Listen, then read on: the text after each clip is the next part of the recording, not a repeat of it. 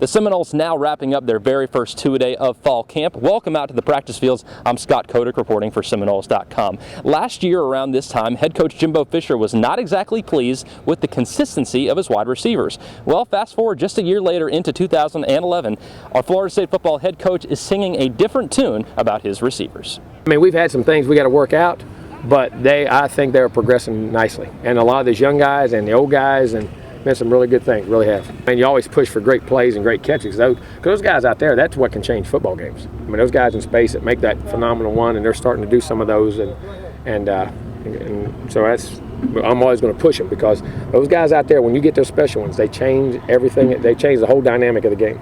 Even though two-a-day practices can often be grueling for the Florida State Seminoles, they nonetheless love practice and are enthusiastic every time they get on the field. It's a lot more enthusiasm, and I think it's because we all know each other pretty well. So once we get out there on that field, we know that nothing else at that point in time matters but being out there for those 2.5 hours with our teammates and with our friends, and that's what really makes it fun every single day. In 2010, Xavier Rhodes was named the ACC Defensive Rookie of the Year, and in 2011, he looks to do even greater things for the Noles. But for him, the focus is not getting ahead of himself, just focusing on the simple things.